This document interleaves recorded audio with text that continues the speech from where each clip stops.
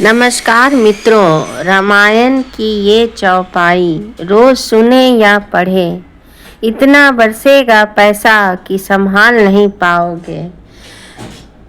त्रेता युग में महर्षि वाल्मीकि के द्वारा रचित रामायण महाकाव्य की रचना की गई। उसी ग्रंथ को आधार मानकर रामचरितमानस की रचना की गई।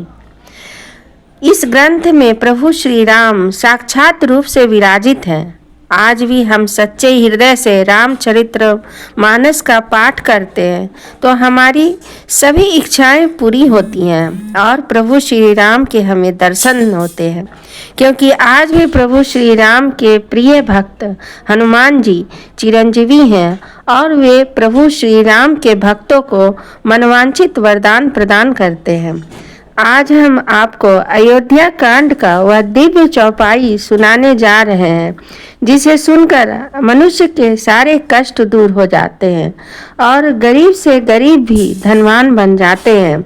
लेकिन इसे पूरी निष्ठा और भक्ति में डूबकर मांगी नाव न केवटु आना, कही तुम्हार मर मुँह में जाना, चरण कमल रज कहु सब कही, मानुष करनी मुरी कछु ऐही, छुअत शिला भई नारी सुहाई, पाहन तेन काट कठिनाई, तरन्यु मुनि घर नी होई जाई, बाट परई मोरी नाव उड़ाई, एही प्रतिपाल सब परिवार हूँ, नहीं जानहु कछु और कबारू, जो प्रभु पार आवसी गा चहु, मोहि पद पदुम प्रखारन कहूँ, पद कमल धोई चढ़ाई, नाव न नाथ उतराई चहो, मोहि राम रावरी आन दशरथ, सपत सब साची कहो, बरु तीर मारहूँ लखनऊ पे, जब लगी न पाए पखारे हूँ, तब लगी न तुलसीदास नाथ, कृपाल पार उतारे हूँ, सुनि के वट के बैन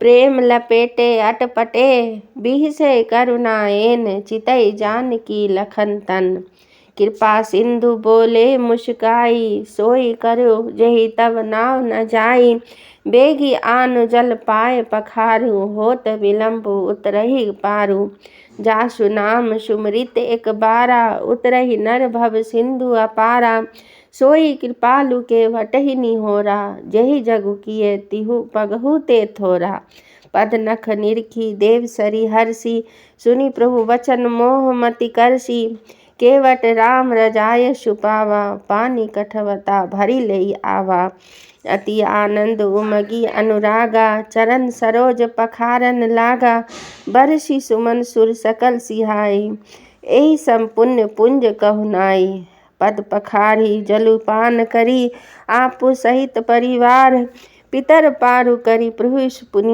मुदित गयो लई पार, उथरी ठाठ बहे सुर सरी रेता, सिय राम गृह लखन समेता, केवट उतरी दंडवत किन्ना, प्रभु ही सुकच एहि नहीं कछु दिन्ना, पियहिय की सिय जान निहारी, मुनि मुद्री मुन मन मुदित उतारी, केहू कृपाल लही उतराई, केवट चरण गए अकुलाई, नाथ आज मैं काह न पावा, मिटे दोष दुख दारिद दावा, बहुत काल में किन्न मजूरी, आज दिन विधि बनी बलि बूरी, अब कछु नाथ न चाहो मोरे, दीन दयाल अनुग्रह तोरे, फिरती बार मोहि जो देवा, सो प्रसाद मैं सिर धरि लेवा। श्री राम ने केवट से नाव मांगी, पर वह लाता नहीं। वह कहने लगा, मैंने तुम्हारा मर्म भेद जान लिया। तुम्हारे चरण कमलों की धूल के लिए सब लोग कहते हैं कि वह मनुष्य बना देने वाली कोई जड़ी है, जिसके छूते ही पत्थर की शिला सुंदरी स्त्री हो गई। मेरी नाव तो काठ की है, काठ पत्थर से कठोर तो होता नहीं। मेरी नाव भी मुनि की स्त्री हो जाएगी और इस प्रकार मेरी नाव उड़ जाएगी। मैं लुट जाऊंगा अथवा रास्ता रुक जाएगा, जिससे आप पार न हो सकेंगे और मेरी रोजी मारी जाएगी। मेरे कमाने खाने की राह ही मारी जाएगी। मैं तो इसी नाव से सारे परिवार का पालन पोषण करता हूँ। दूसरा कोई धंधा नहीं जानता। हे प्रभु, यदि तुम अवश्य ही पार जाना चाहते हो तो मुझे पहले अपने चरण कमल पखारने धो लेने के लिए कह दो। हे नाथ, मैं चरण कमल धोकर आप लोगों को नाव पर चढ़ा लूँगा। मैं आपसे कुछ उतरा ही नहीं चाहता। हे राम, मुझे आपकी दुहाई और दशरथ जी की सौगंध है, मैं सब सच सच सच कहता हूँ। लक्ष्मण भले ही मुझे तीर मारे, पर जब तक मैं पैरों को पखार न लूँगा तब तक हे तुलसीदास के नाथ, हे कृपालु, मैं पार नहीं उतारूँगा। केवट के प्रेम में लपेटे हुए अटपटे वचन सुनकर करुणाधाम श्री रामचंद्र जी जानकी जी और लक्ष्मण जी की ओर देखकर हंसे। कृपा के समुद्र श्री रामचंद्र जी केवट से मुस्कुरा कर बोले, भाई तू वही कर जिससे तेरी नाव न जाए। जल्दी पानी ला और पैर धो ले, देर हो रही है, पार उतार दे। एक बार जिनका नाम स्मरण करते ही मनुष्य अपार भवसागर के पार उतर जाते हैं और जिन्होंने वामन अवतार में जगत को 3 पग से भी छोटा कर दिया था, 2 ही पग में त्रिलोकी को नाप लिया था, वही कृपालु श्री रामचंद्र जी गंगा जी से पार उतारने के लिए केवट का निहोरा कर रहे हैं। प्रभु के इन वचनों को सुनकर गंगा जी की बुद्धि मोह से खिंच गई थी कि ये साक्षात भगवान होकर भी पार उतारने के लिए केवट का निहोरा कैसे कर रहे हैं। परंतु समीप आने पर अपनी उत्पत्ति के स्थान पद नखों को देखते ही उन्हें पहचान कर देव नदी गंगा जी हर्षित हो गई। वे समझ गई कि भगवान नरलीला कर रहे हैं। इससे उनका मोह नष्ट हो गया और इन चरणों का स्पर्श प्राप्त करके मैं धन्य होंगी, यह विचार कर वे हर्षित हो गई। केवल श्री रामचंद्र जी की आज्ञा पाकर कठौते में भरकर जल ले आया।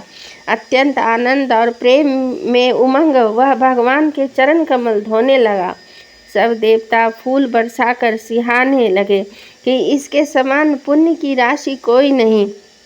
चरणों को धोकर और सारे परिवार सहित स्वयं उस जल चरणोदक को पीकर पहले उस महान पुण्य के द्वारा अपने पितरों को भवसागर से पार कर फिर आनंद पूर्वक प्रभु श्री रामचंद्र जी को गंगा जी के पार ले गया।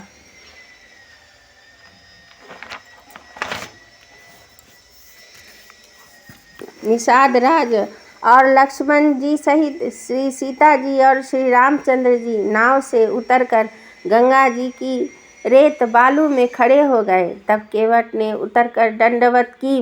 उसको दंडवत करते देखकर प्रभु को संकोच हुआ कि इसको कुछ दिया नहीं।